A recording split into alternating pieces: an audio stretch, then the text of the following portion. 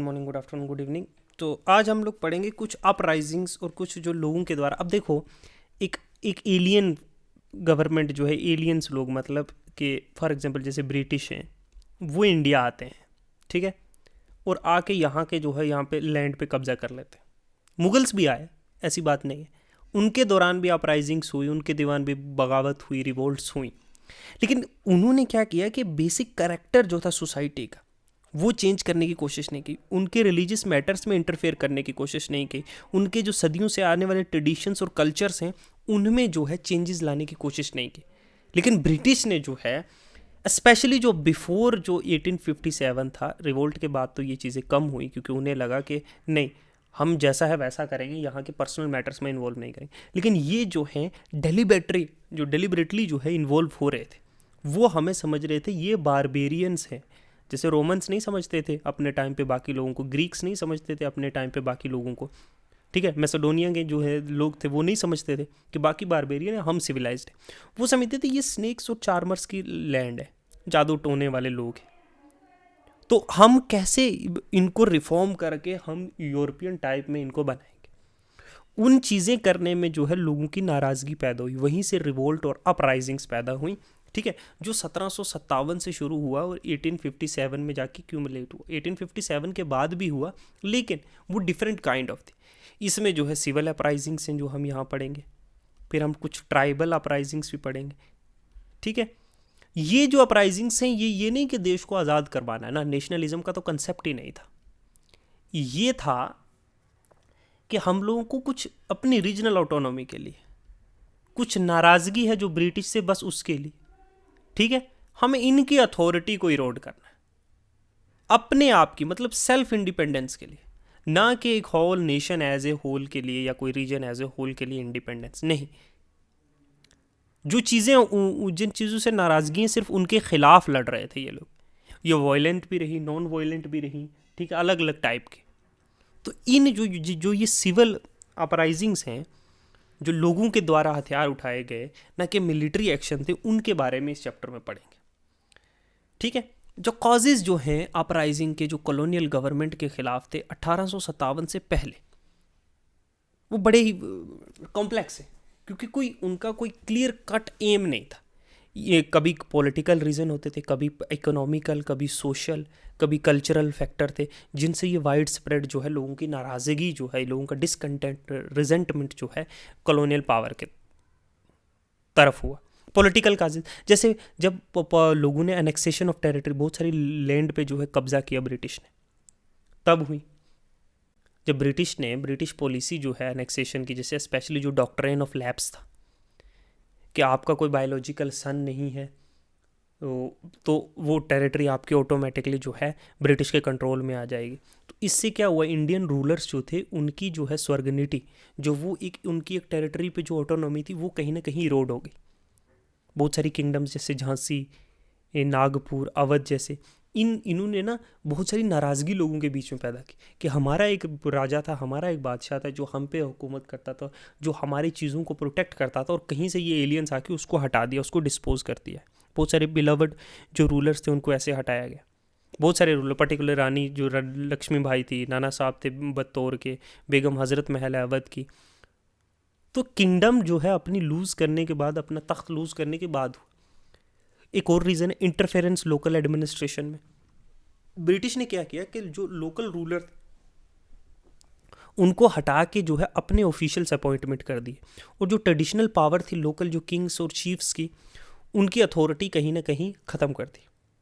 इसको भी एक डायरेक्ट अटैक देखा गया पॉलिटिकल ऑर्डर पे, ट्रेडिशनल पावर स्ट्रक्चर। देखो, सिस्टमेटिकली ब्रिटिश ने क्या किया, एक बड़े तरीके से डिसमेंटल किया, ताकि ये जो सोशल स्ट्रक्चर बना हुआ है इंडिया में, ये क्षत्रिय वाला, जैसे क्षत्रिय एक रूलर है ना, ये लोगों की बड़ी बड़ी पर्सनल चीज़ थी।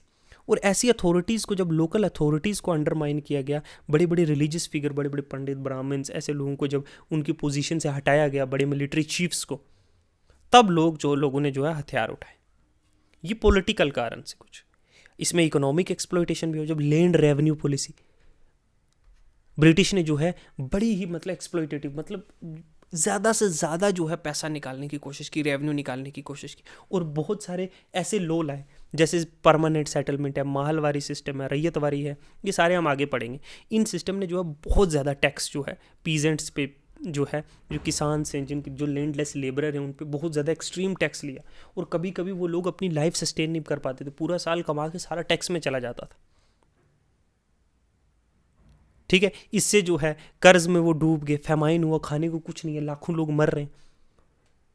तो ये एक्सप्लॉयटेटिव जो पॉलिसी थी ब्रिटिश ऑफिशियल की और ज़मींदार की ना, इनसे भी जो है बहुत सारी अपराइजिंग्स हुई। फिर कमर्शलाइजेशन ऑफ एग्रीकल्चर। देखो, ब्रिटिश से आने के पहले ना हमारी बड़ी सस्टेनेबल एग्रीकल्चर हुआ करते थे, कि हम जो यूज़ कर रहे हैं, हम जो उगा रहे हैं, वो हमारी फैमिली के लिए, कुछ सरप्लस जो है बेच के बाकी चीज़ों का जुगाड़ करेंगे। लेकिन ब्रिटिश ने जो है कैश क्रॉप इंट्रोड्यूस की, वो जिनकी यूरोप में डिमांड है बहुत ज़्यादा, इंडिगो, कॉटन, ओपियम जैसे ट्रेड, जिससे क्या हुआ कि फूड जो प्रोडक्शन थी वो कहीं ना कहीं कम हो गई, और जो ज़्यादा प्रॉफिट वाले एग्रीकल्चर था, जो प्रॉफिट वाली क्रॉप्स थी, जिनमें ज़्यादा से ज़्यादा जो है ब्रिटिश को पैसा मिल सकता है, वो जो है उन्होंने क्या किया, उनको बढ़ावा दिया। इससे क्या हुआ कि फार्मर्स को जो है खुद इकोनॉमिकली बहुत सफ़र हुआ। ठीक है, कभी कभी उन्हें बहुत कम पैसों में अपना जो चीज़ें बेचनी पड़ी, क्योंकि ये चीज़ें वो अगर नहीं उगा पा रहे, दूसरी चीज़ों का प्राइजेस कम था, इनका ज़्यादा है, तो फूड जो खाने की चीज़ें हैं उनका जो प्राइस बहुत बढ़ गया, क्योंकि वो लोग उगा नहीं रहे, क्योंकि ब्रिटिश जो है कुछ किसी और पे पैसा दे रहे हैं, किसी और को जो है डेवलप कर रहे हैं। तो इससे फेमाइन आए, इससे भी जो है गरीबी हद से ज़्यादा आगे, रूरलाइजेशन हुआ, ड्रेन ऑफ वेल्थ। देखो, ब्रिटिश की जो जितनी भी इकोनॉमिक पॉलिसीज़ थी ना, वो थी कि इंडिया से ज़्यादा हमें वेल्थ निकालनी है और इंग्लैंड में ले जानी। जिससे क्या हुआ कि बहुत बड़ा अमाउंट में जो रिसोर्सेज हैं वो इंडिया के जो थे, वो जो है टैक्स में एक्सपोर्ट किया, यहाँ से रॉ मटेरियल एक्सपोर्ट किया, ट्रेड पे कंट्रोल अपना कर दिया, और इंडियन इकोनॉमी को जो है बहुत ज़्यादा अंडर डेवलप छोड़ दिया। इससे गरीबी जो है बहुत बड़ी, मैंने आपको बताया ना, रूरलाइजेशन हुआ इंडिया का। वहीं जो है यूरोप का जो है इंडस्ट्रियलाइजेशन हुआ, यहाँ से रॉ मटेरियल वहाँ जा रहे हैं। सोशल रिलीजियस का देखो, कल्चरल और रिलीजियस, जैसे ब्रिटिश ने अटेम्प्ट किया कि इंडियन सोसाइटी को हम रिफॉर्म करेंगे, ये एक बारबेरियन सोसाइटी है, ये जो है जंगली लोग हैं, जानवर है, इस तरीके के स्नेक्स और चार्मर का लैंड है, ये जादू टोने करने वाले, इनको हम जो है रिफॉर्म करेंगे, इनको हम बेहतर इंसान बनेंगे, इसको हम लोग सिविलाइज इंसान बनाएंगे, जैसे यूरोपियन है। मैं नहीं कह रहा, ये ब्रिटिश कह रहे हैं। इन्होंने जो है सती को एबॉलिश किया, जो प्रैक्टिस थी कि जो विधवा है वो अपने आप को जला देगी। ठीक है, ये भी लगा कि ये हमारे रिलीजियस मैटर में जो है इन्वॉल्व हो रहे हैं ब्रिटिश। ठीक है, इंग्लिश जो ज़ुबान है उसमें जो है एजुकेशन इन्होंने इंट्रोड्यूस की, और बहुत सारी जो हमारी रिलीजन प्रैक्टिसेस थी उनको चेंज करने की कोशिश की। तो सोसाइटी में इसके तरफ नाराज़गी आई। रिफॉर्म जैसे लॉ, जैसे विडो रीमैरिज के, जो बेवा है वो दोबारा शादी कर सकती, इस जैसे लॉ पे लोगों को ऐसा लगा कि ये हमारे अब रिलीजियस, हमारे पर्सनल चीज़ों पे डायरेक्ट अटैक कर रहे हैं। जो हिंदू और मुस्लिम के जो जो हज़ारों सालों से चलते आ रहे ट्रेडिशंस हैं, कई सौ साल से, उन पे डायरेक्ट अटैक कर रही है ब्रिटिश। रेशियल डिस्क्रिमिनेशन एक और चीज़ थी।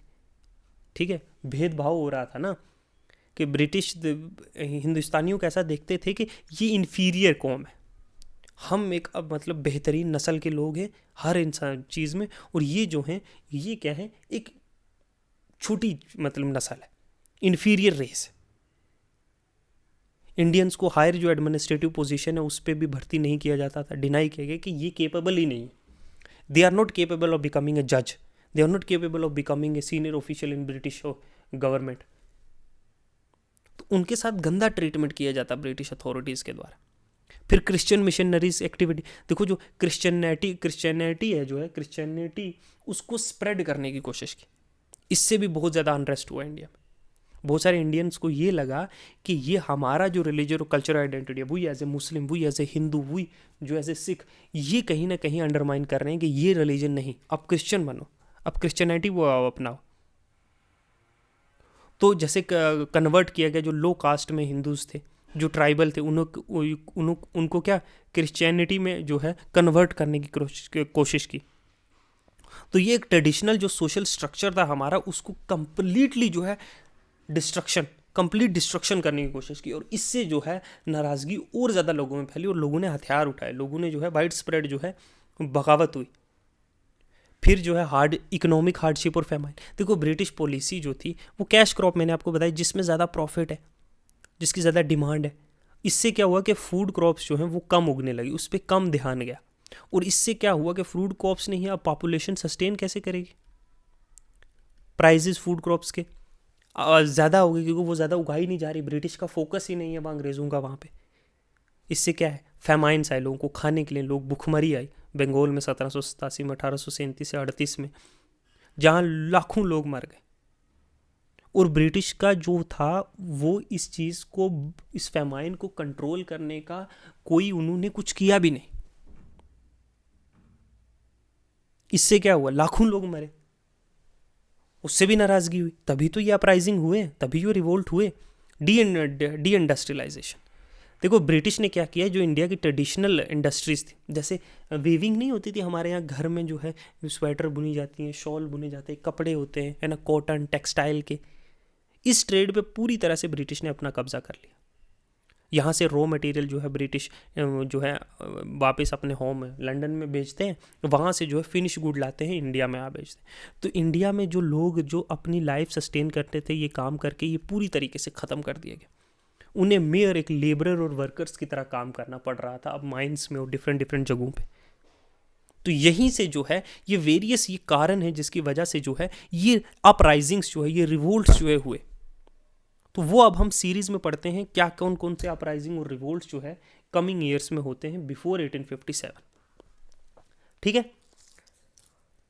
पहला रिवोल्ट होता है जो है वो है सन्यासी। सन्यासी रिवोल्ट जो है, जिसको सन्यासी और फकीर रेबेलियन भी कहते हैं। देखो ये जो है 18वां और 18th और 19th सेंचुरी बंगाल में होते हैं। सन्यासी जो है कुछ कुछ रिलीजियस जो है सेक्ट है, मतलब कुछ उनके हिस्से हैं। ठीक है, ये फ़कीर जो मुस्लिम मिस्टिक्स, ठीक है, ये जो है अपराइजिंग जो है वो डायरेक्टली ईस्ट इंडिया कंपनी के खिलाफ थी। उनकी जो पॉलिसीज़ हैं, जो एक्सप्लॉयटेशन है, जो जो ट्रेडिशनल जो रिलीजियस और सोशल सिस्टम है, जो उसको जो अंडरमाइन करने की कोशिश कर रहे हैं, उनको जो ख़राब करने की कोशिश कर रहे हैं, उनके खिलाफ ब्रिटिश ने जो बहुत सारे हैवी टैक्स, जो पैसा जो है पीजेंट्री पे लगाया था, जिससे क्या हुआ, पॉवर्टी और फेमाइन, गरीबी और भूखमरी बंगाल में हुई। अब सन्यासी और फकीर्स जो क्या करते थे, जो लोकल कम्युनिटी के साथ जुड़े हुए थे, उन्होंने जब ये बंगाल के हालात देखे तो उन्हें बड़ा दर्द हुआ, दुख हुआ। तो उन्होंने ये लोगों को मोबिलाइज किया और ब्रिटिश अथॉरिटी के खिलाफ जो है लड़ने का फैसला किया। ब्रिटिश जो थी एडमिनिस्ट्रेशन, वो इनके मज़हब का जो है ना, मज़हब के जो प्रैक्टिसेस हैं, जैसे वो नमाज़ पढ़ रहे हैं या फिर जैसे वो पूजा पाठ कर रहे हैं, जैसे वो बहुत सारे काम करते हैं, तो उनमें इंटरफेयर कर रहे थे कि किस तरीके से ये सन्यासीज और जो ये नए लॉ जो पास किए, रिस्ट्रिक्शन जिनसे रिस्ट्रिक्ट किया इन सन्यासीज और फ़कीर को ऐसे घूमने से, काम करने से, तो उन्हें लगा कि हमारी जो रिलीजियस की फ्रीडम है, हमारे जो ज़िंदगी जीने का तरीका है, उस पर ये डायरेक्ट अटैक। तो तब ये सन्यासी रिवोल्ट, देखो सन्यासी रिवोल्ट जो है ना, कोई सिंगल या वेल ऑर्गेनाइज्ड मूवमेंट नहीं था, लेकिन ये था कि जगह जगहों पर जो है कई सालों में जो है लड़ाई लड़ी जा रही है अंग्रेज़ों के खिलाफ। जैसे 1760 से लेकर 1840 साल तक कम से कम ये चली, अलग अलग जगहों में, कभी यहीं रिवोल्ट हो रहा है सरकार के खिलाफ, कभी यहीं रिवोल्ट हो रहा है, कभी किसी एरिया में बंगाल के। ये क्या करते थे कि किसी भी ब्रिटिश फोर्सेस के अगेंस्ट जो है अटैक करते थे और फिर भाग जाते थे, और उसके कुछ लोकल लोग भी उनके साथ शामिल थे।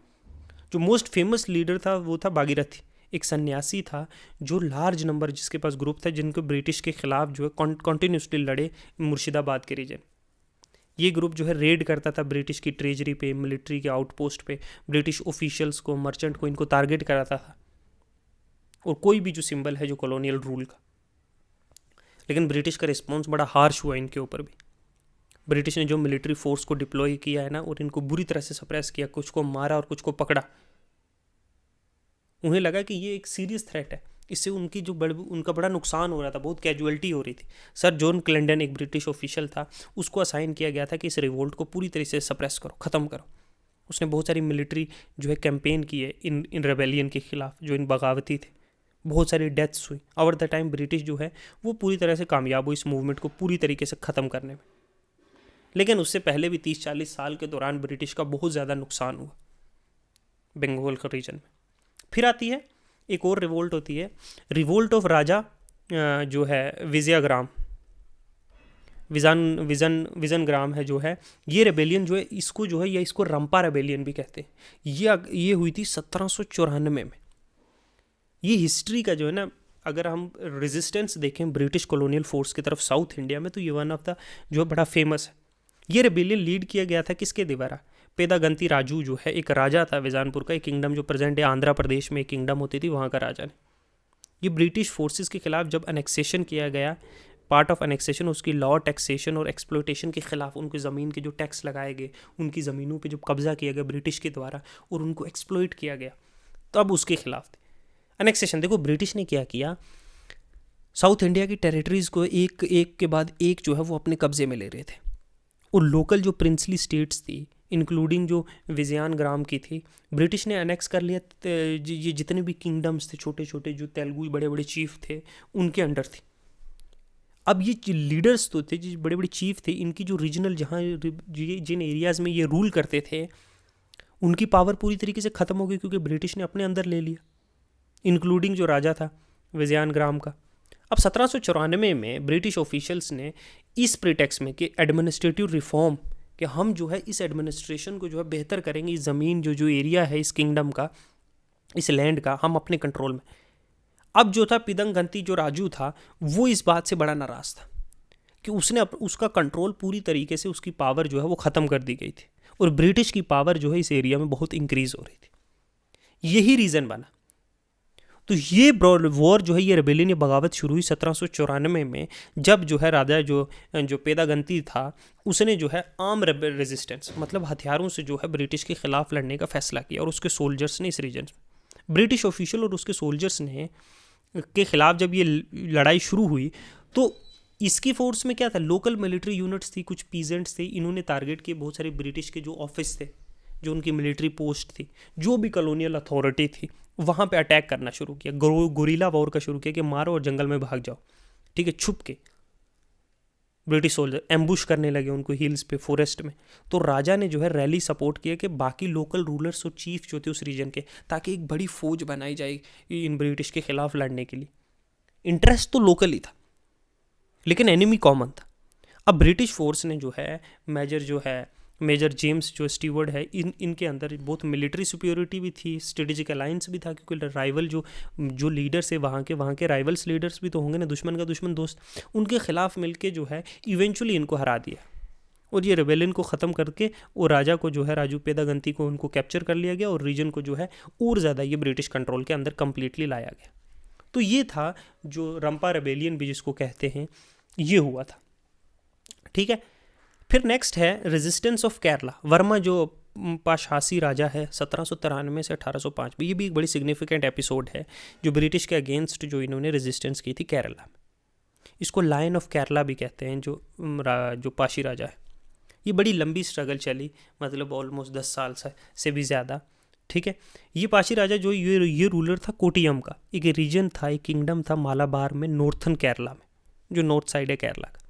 अब ब्रिटिश का इन्फ्लुएंस यहाँ कंटिन्यूसली आ रहा था, जैसे ही उन्होंने जो टीपू सुल्तान को हराया। पहले तो टीपू सुल्तान के इन्फ्लुएंस के अंडर था ये एरिया।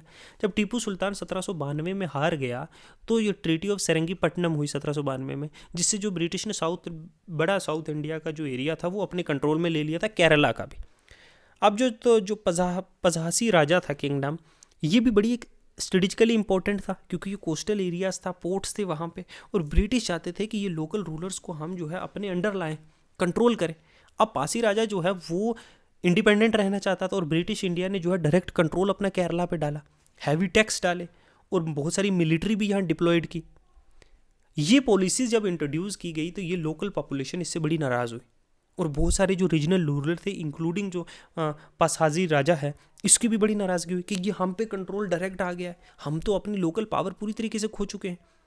तो 1793 में पासी राजा ने जो है स्टार्ट कर दिया ब्रिटिश के अगेंस्ट जो है लड़ाई। उन्होंने मना कर दिया एक्सेप्ट करने के लिए कि हम ब्रिटिश को अपना नहीं मानेंगे हेड, और वो लोकल मिलिशियाज और इंक्लूडिंग जो ट्राइबल वॉरियर थे, पीजेंट्स थे, उनको इकट्ठा करने लगा कि हम ब्रिटिश के खिलाफ लड़ेंगे।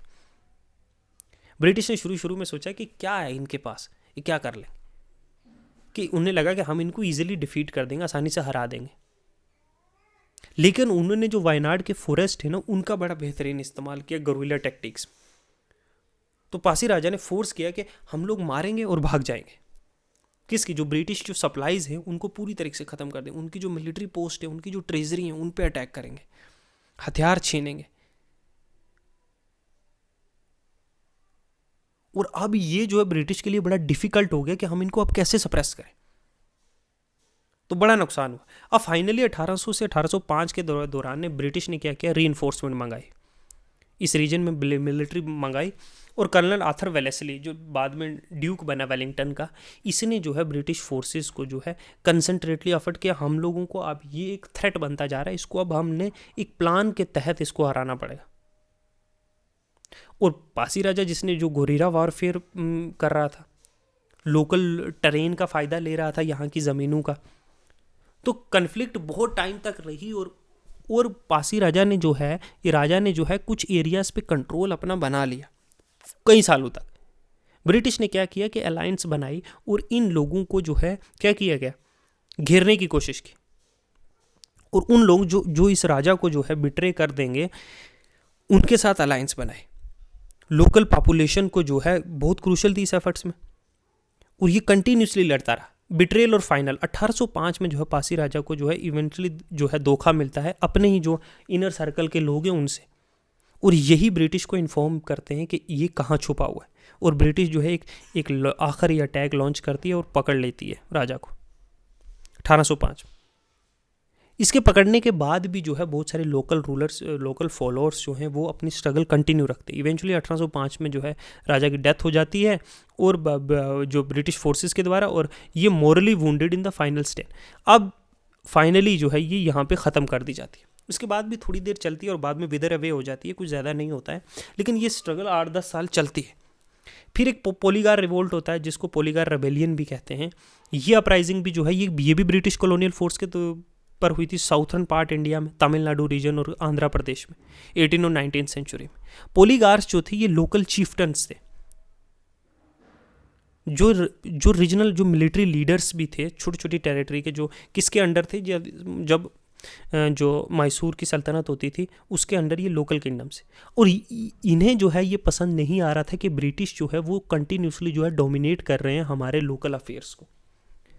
मैसूर कैप्चर होने के बाद पहली पोलीगार रिवोल्ट होती है 1799 से 1801 के दौरान। ये एक लार्ज, बहुत बड़ी रिवोल्ट होती है। पर्टिकुलरली ये पोलीगार्स जो हैं, पर्टिकुलरली तमिलनाडु और साउथर्न जो आंध्र प्रदेश है, कि जो ये लगातार ब्रिटिश जो अपना कंट्रोल बनाती जा रही है इन रीजन्स में, इनके खिलाफ, और जो बहुत हार्श टैक्सेस, ठीक है, बहुत ज़्यादा टैक्सेस हैं। और ब्रिटिश का ये कहना था कि पोलीगार्स को डिसआर्म करना है, मतलब पूरी तरीके से इनके हथियार छीन के इनको जो है रिटायर करना है।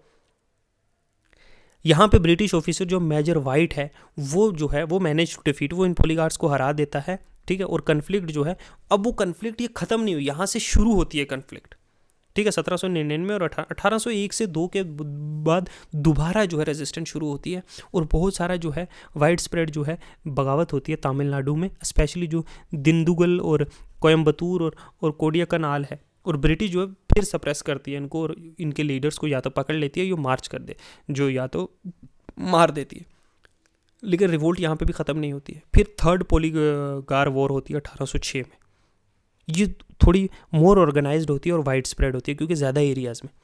ये ट्रिगर कैसे होती है? क्योंकि जब साउथर्न तमिलनाडु में और कंटिन्यूसली जब टैक्स बढ़ते रहते हैं, लोकल पॉपुलेशन जो है वो बड़ी नाराज़ होती है, क्योंकि एग्रीकल्चर प्रैक्टिसेस उसके हिसाब से करने पड़ेंगे। बहुत सारे ट्रेडिशनल मैटर्स में वो इन्वॉल्व हो रहे थे, जो लोकल रूलर्स की पावर इरोड हो रही थी। सबको मिल के लगा कि हम लोग जो है इनको यहाँ से पूरी तरह से ख़त्म कर दें।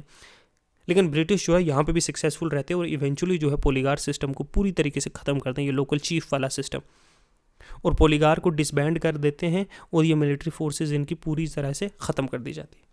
ये थी पोलीगार रिवोल्ट, ठीक है, जो है पूरी तरीके से ख़त्म करके पोलीगार सिस्टम को, और ब्रिटिश जो अपना डायरेक्ट कंट्रोल बना लेती है, नया रेवेन्यूएबल जो सिस्टम है रेवेन्यू कलेक्शन का, टैक्स कलेक्शन का, वो भी इंप्लीमेंट करती है, ठीक है। फिर आता है पाइका रेबेलियन। देखो, पाइका रेबेलियन जो होता है ना, विद्रोह में होता है 1807 में। ये उड़ीसा रीजन है, यहाँ पे होता है। ये उड़ीसा रीजन होता है ब्रिटिश कंट्रोल के अंडर। अब ये रेबेलियन जो है ये पाइकाज के द्वारा, पाइकाज क्या थे? एक कुछ ट्रेडिशनल जो हैं क्या थे, वॉरियर थे, उड़ीसा के वॉरियर क्लास थी, जैसे क्षत्रिय, जैसे राजपूत हैं, जैसे मराठास हैं, वॉरियर क्लास। तो ये एम्प्लॉयड थे एक मिलिट्री फोर्सेस की तरह। जो लोकल रूलर उड़ीसा के होते थे ना, उसमें जो है ये मिलिट्री की तरह, जैसे गोरखाज नहीं है, तो ये यहाँ पे थे। जो गजपति रूलर है उड़ीसा का, उसके अंडर ये काम करते थे। अब पाइकास जो है बहुत सारी कम्युनिटीज से आते थे। इन्होंने जो है ब्रिटिश के खिलाफ जो है उनकी जो ऑपरेसिव पॉलिसी, उनके खिलाफ बगावत की पाइकास ने।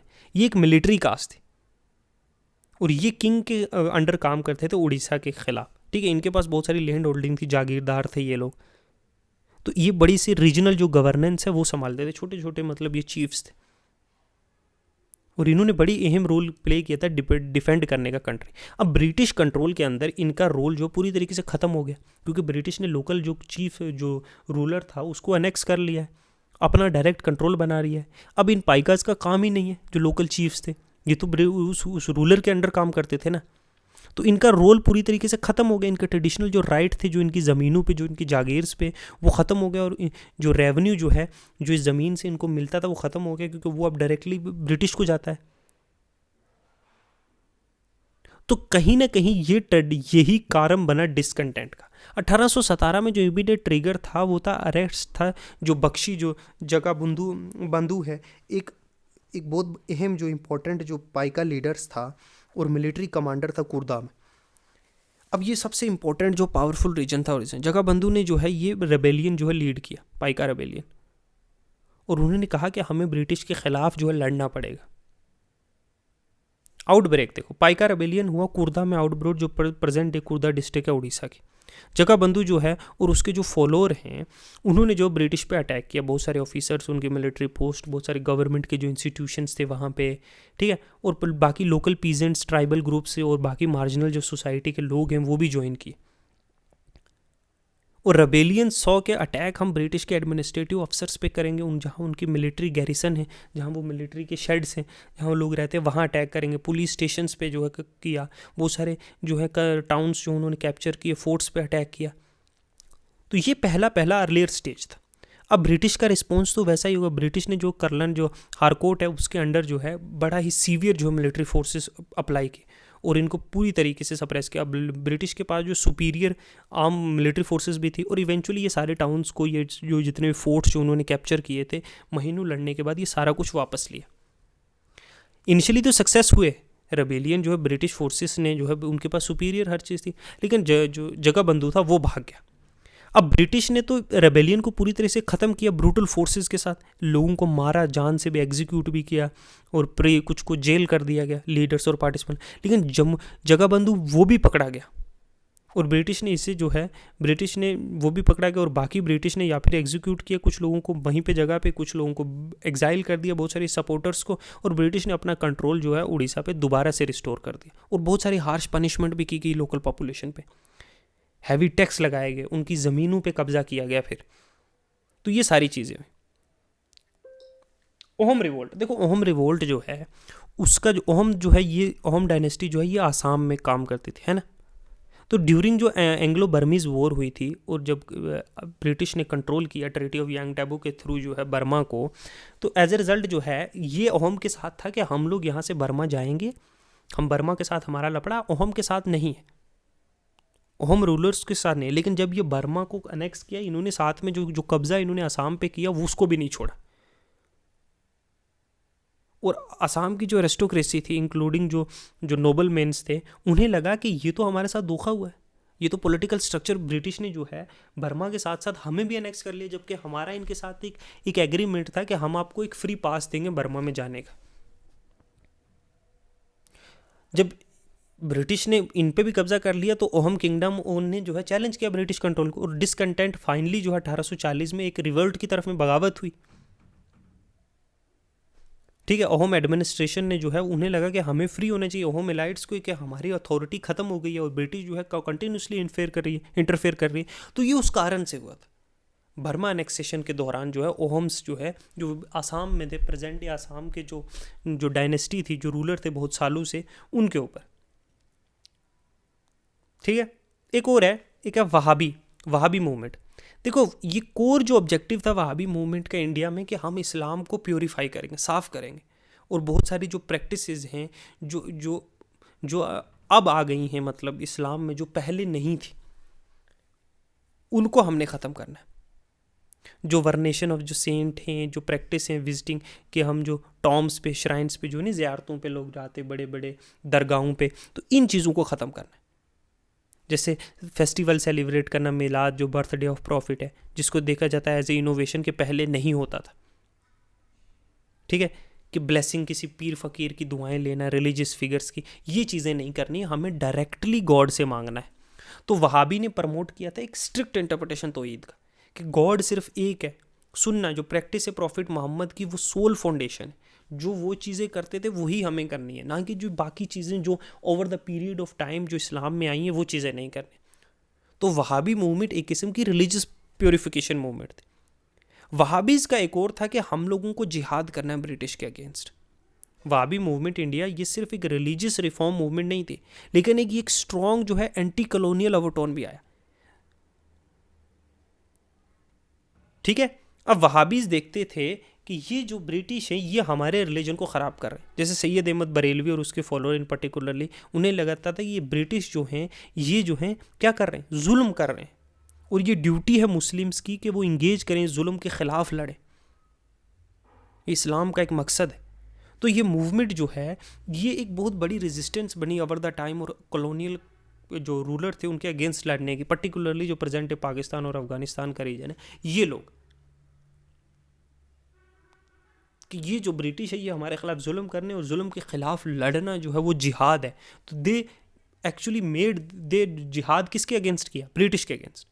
रिजेक्शन ऑफ सूफीज़म, दे वहाबी अपोज करते थे जो प्रैक्टिस है सूफीज़म का, जो इंडिया में बड़ा प्रेवलेंट था, कि फ़कीर बन जाओ, घूमो जगह जगह उधर उधर, है ना।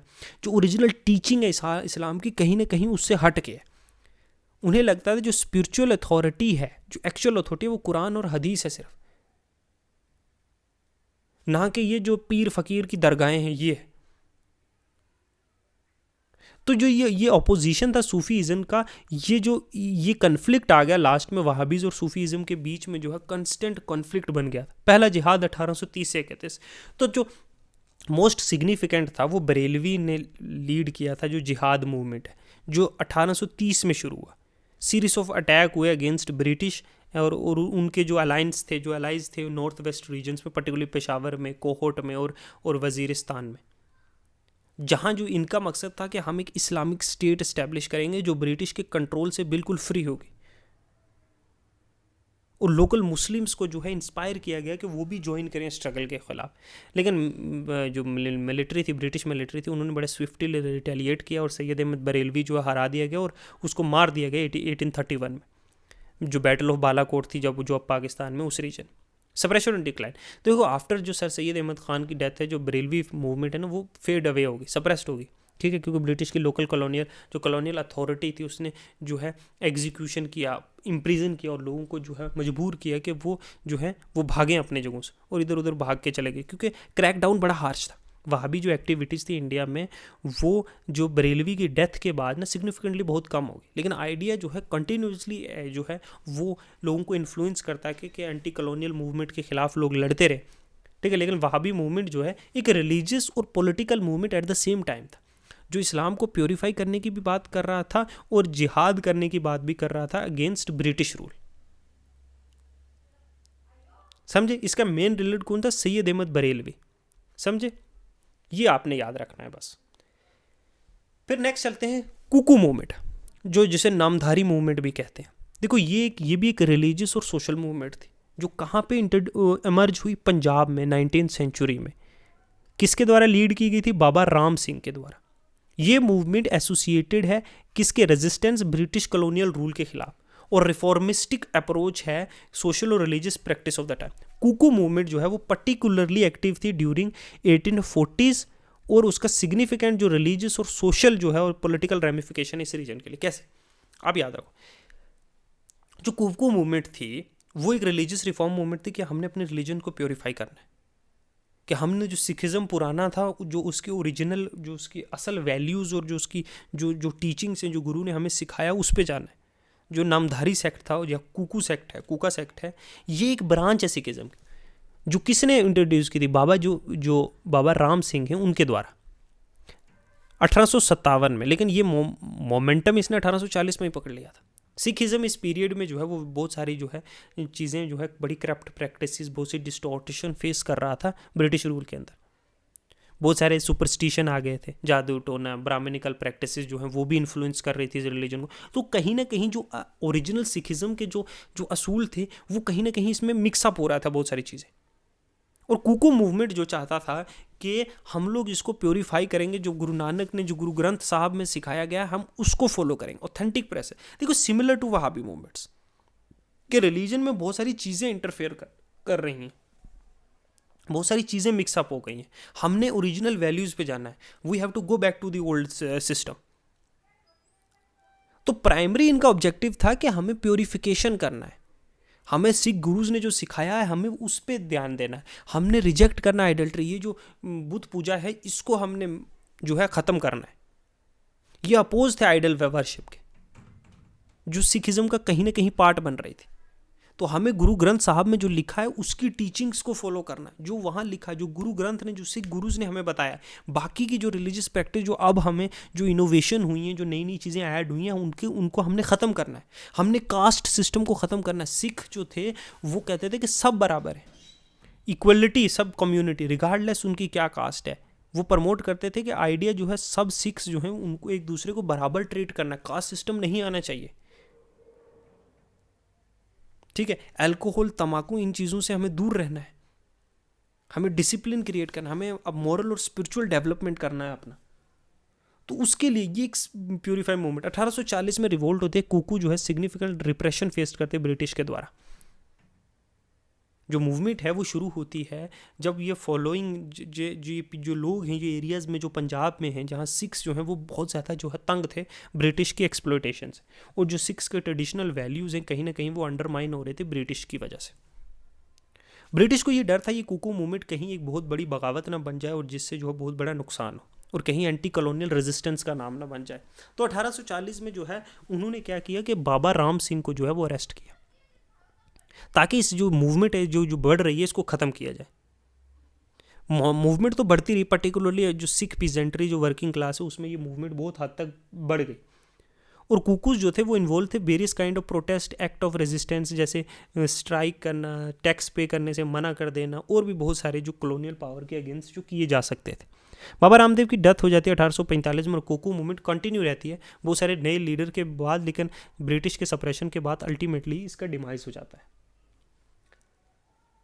ठीक है, नेक्स्ट आते हैं पागलपंथी मूवमेंट जो है, ये जो है टीनेंट्स जो थे, ओप्रेस्ड जो थे, टीनेंट्स पे जो है ज़मींदारों के द्वारा जो जुल्म किया जाता था, जो लेबरर जो काम करते हैं ना उनके खिलाफ था ये, टीनेंट्स के खिलाफ, जो मतलब जो ज़मींदार के अंदर लैंडलेस लेबरर काम करते हैं उन पे जो है ये ऑपरेशन था। और यहाँ पे जो लीडर था इनका टिप्पू शाह था। पागलपंथी जो एक रिलीजन सेक्ट है, जो हुजूंग और गारो खेसी, जो मेघालय रीजन है, जो नॉर्थ बंगाल का तब पार्ट था बाई करम शाह, इन लोगों ने, हिस्सा जो टीपू शाह था उसने इस टीनेंट के जो है जो जुल्म हो रहा था उनको देखते हुए जो है इन्होंने जो है ज़मींदार के खिलाफ जो है ये रिवोल्ट किया था। और ज़मींदार किसके काम करते थे? ब्रिटिश के अंडर। सिविल रेबेलियन 1799 अवध में। देखो वाजिर अली खान जो था चौथा नवाब था बंगाल का, जिसने हेल्प किया था, हेल्प ऑफ ब्रिटिश, उसने जो है थ्रोन पे बैठा था 1797 में। अब जो है ही got replaced by his uncle Saadat Ali Khan second. Wazir Shah को जो है वो पेंशन दी गई और बनारस भेज दिया गया। अब इसको जो है नवाब से हटाकर और उसके चाचा को सादत अली खान को जो है नवाब बनाया, और इस बात पे इसने गुस्सा होकर इसने एक ब्रिटिश रेजिडेंट्स को जो है जॉर्ज जो फेडरिक चेरियो उसको मार दिया, उसके गार्ड्स को दुखी करके, और 2 बाकी यूरोपियन को अटैक किया मजिस्ट्रेट पे बनारस में। ये इंसिडेंट को मैसेकर ऑफ बनारस भी याद रखा जाता है। वाजिर अली ने जो है बहुत सारे थाउजेंड्स ऑफ जो मेन हैं उनको इकट्ठा करके जनरल एरिक्सन को डिफीट किया। जनरल एरिक्सन ने लास्ट में वाजिर अली खान को डिफीट कर दिया था। तो ये एक रेबेलियन यहाँ से शुरू होता बुटवाल में, और उसको बाद में असाइलम दिया गया। एक रूलर ऑफ जयपुर था, उसने जो है इसको असाइलम दिया गया, वहाँ से भाग गया था। तो ये एक नवाब था, इसको हटा दिया गया, उसको पेंशन दे के भेज दिया गया था कानपुर में, वहाँ पे जाके इसने ये सारा हंगामा किया। ठीक है, तो ये वेरियस जो है सिविल रेबेलियन थी जो 1857 से पहले हुई। हमने इंपॉर्टेंट पढ़िए, कुछ और भी हैं वेरियस, लेकिन वो आप पढ़ सकते हो अगर आप चाहो, लेकिन I thought that only important हम लोग एग्ज़ाम के पर्सपेक्टिव से पढ़ेंगे। तो ये वेरियस 1857 से पहले की रिवोल्ट थी, जो ड्यूरिंग जो है जो ब्रिटिश की वेरियस पॉलिसीज़ की वजह से हुई थी। ठीक है, तो नेक्स्ट हम पढ़ेंगे वेरियस जो है ट्राइबल रिवोल्ट्स के बारे में पढ़ेंगे, जो 1857 से पहले हुई हैं। फिर हम जो है ट्राइबल रिवोल्ट पढ़ेंगे आज ही, और फिर हम पढ़ेंगे 1857 की जो है रिवोल्ट। फिर उसके बाद जो है वेरियस चीज़ें पढ़ेंगे आगे आगे, जैसे जैसे चलते रहेंगे। ठीक है, थैंक यू, गुड बाय।